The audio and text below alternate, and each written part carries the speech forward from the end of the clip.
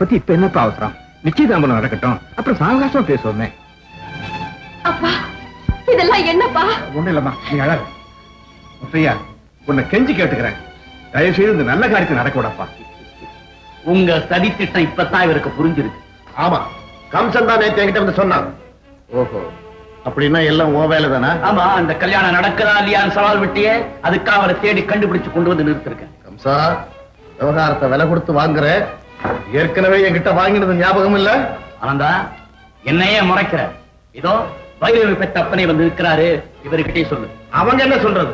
என் மக பைரவிக்கு மாப்பிளை பார்த்து கட்டி வைக்க வேண்டியதை நான் தான். ஏன் கல்யாணத்தை பத்தி பேச நீங்க யாரு? உன்னை பெத்த அப்பம்மா. இவ்வளவு நாள் எங்க போயிருந்தீங்க? அத அப்புறம் சொல்றேன். இத்தனை நாளா இங்க வர வேண்டிய அவசியம் இல்லாம இருந்துச்சு. முத்தையா, எங்க முன்னால வந்து பேசுறதுக்கு உனக்கு எவ்வளவு நெஞ்ச அழுத்தம். நான் இந்த கதிக்கு ஆளானது எங்க குடும்ப நிலதடை மாறி போனதுக்கு நீதான் காரணம். அம்மா. ஆனந்தா, இந்த சண்டாளன் தான் உங்க அப்பாவை கொன்னவன். ஏன் பேசாம நிக்க? பதில் சொல். ஆனந்தா, அப்பாவை கொன்னது நான் தான். அதுக்காக ஆயுள் தண்டனை அனுபவிச்சது நான் தான். ஏன் தெரியுமா? ஊருக்கு பெரிய மனுஷங்கிற ஆணவத்துல வைக்க போருக்கு தீ வச்சது நான் தான் அநியாயமா குற்றம் சுமத்தி போலீஸ்ல ஒப்படைத்தாரு உங்க அப்பா. ஜெயில இருந்து வந்ததும் வஞ்சம் தீச்சேன். மகையா ஒரு நாள் மாட்டிட்டாரு, தீர்த்து கட்டிட்டேன். எடுக்கையே, அவன் செய்த தவறுக்கு தண்டனை அவர்தான் அனுபவிச்சுட்டான். ஐயா, பைரவி முத்தையா மகதானா? உண்மையை சொல்லுங்க. சொல்றம்மா, கொலையை செய்துட்டு முத்தையா என் வீட்டுலதான் ஒரு தஞ்சம் புகுந்தான்.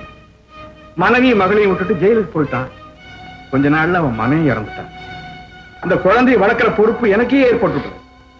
நானே அவளை வளர்த்து பெரியவளாக்குனேன். நாளடைவுல குழந்தை பாசம் அவளை என் சொந்த மகளாவே நினைக்கும்படி ஆயிட்டுமா. ஆனந்தா, அம்மா வா போக. அம்மா. என்னடா இந்த உண்மை தெரிஞ்சதுக்கு அப்புறமும்? அப்பா, நான் சொல்றத கொஞ்சம் கேளுங்க. என்னடா கேட்கறது? இந்த கொலகார மகளை கட்டிக்கணும்னு இன்னுமா நினைக்கிறேன்? பைரவி கொலகாரி இல்லையே. அதனால உங்க அம்மா பூவையும் பொட்டையும் இழந்து இந்த விதவ கோலத்துல நிக்கிறது காரணம் இந்த பாவையோட மகளை கட்டிக்கணும்னு இன்னுமா நினைக்கிறேன்? என்ன பார்த்து சொல்லு. அண்ணா, அம்மா மனசு இப்படி வேதனைப்படும் போது அதே வீட்டுக்குள்ள பைரவி எப்படி அண்ணா நிம்மதியா வாழ முடியும்? ஆனந்தா, நீ என் பேச்சை கேட்கலன்னா நான் தற்கொலை செஞ்சுக்குவேன். அப்புறம் நீ உன் இஷ்டப்படி வாழ்ந்துக்கோ. இப்ப என் கூட வரப்பாரு. கம்சனை எதிர்த்தவங்க இந்த ஊர்ல நிம்மதியா வாழ்ந்தது கிடையாது, தெரிஞ்சுக்க.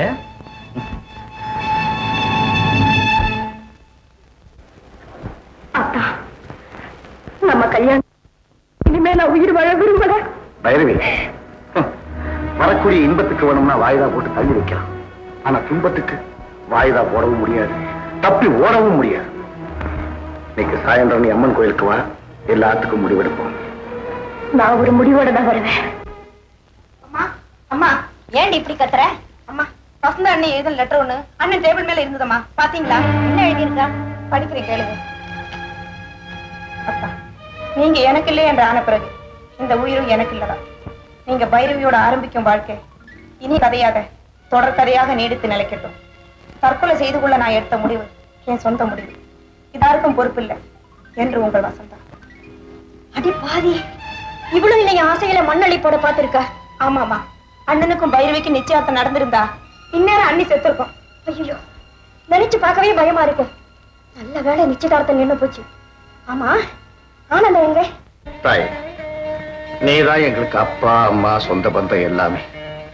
உன்னுடைய சன்னிதானத்துல உன்னையே சாட்சியா வச்சு பைரவிக்கு நான் தாலியை கட்டுறேன்.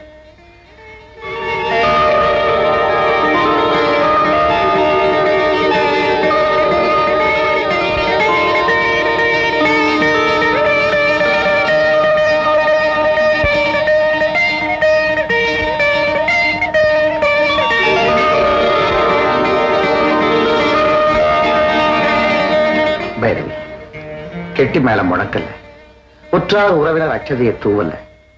பரவாயில்ல, நம்ம கல்யாணம் ரொம்ப விமர்சையா நடந்ததாகவே நினைச்சுக்கோ.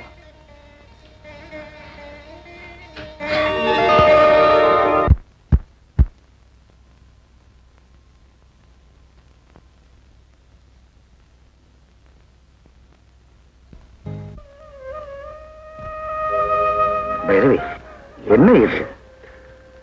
ஒண்ணு இல்லைங்க. இது எப்படிப்பட்ட நேரம், இப்ப போய் அழுதுகிட்டு.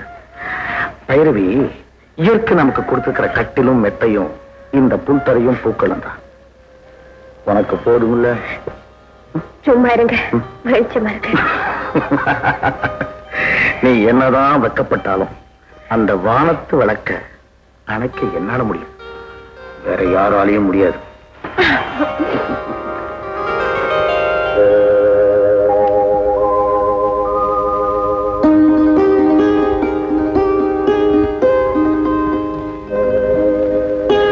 அத்தா அத்தா ஏந்திருக்க, பொழுது விழுந்துச்சு.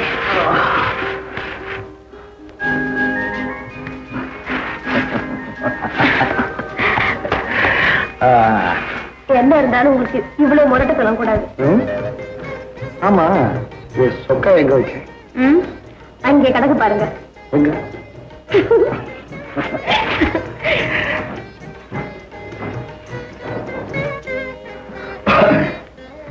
என்ன பைரவி, பரவாயில்லமா? நான் திரும்பி போகணுங்கிற எண்ணத்தோட வரல. உங்க மனைவியா வாழ்ந்த ஒரே நாள்ல பெண்ணா பிறந்த பலன் அடைஞ்சிட்டேன். நீங்க வீட்டுக்கு போங்க. நான் மட்டுமா? நீ எங்க போற? எங்கேயோ போறேன். சரி, சேர்ந்தே போவோம். வேண்டாங்க, இனிமே நான் உங்ககிட்ட எதையும் மறைக்க விரும்பல. உங்க கையால இந்த கயிறு கட்டப்படணும். நான் மங்கள மங்கையா ஆகணும்னு ஆசைப்பட்டேன், அது நிறைவேறிடுச்சு. ஆனா உங்களோட நிரந்தரமா உங்க மனைவியா வாழ்ந்தா அதனுடைய விளைவு சாதாரணமானதா? நீங்க என்ன மனைவியா ஏத்துக்கிட்டது உங்க அம்மாவுக்கு தெரிஞ்சா அந்த பெத்த வயிறு பத்தி எரியும். நீங்க என்ன கல்யாணம் பண்ணிக்கிட்டா அடுத்த நிமிஷமே தற்கொலை பண்ணிப்பேன்னு உங்க அம்மா சொன்னத நான் இன்னும் மறக்கல. இந்த நிலைமையில நான் உங்க கூட வந்து குடும்பம் நடத்தினா? பைரவி, நீ என்ன சொல்ற?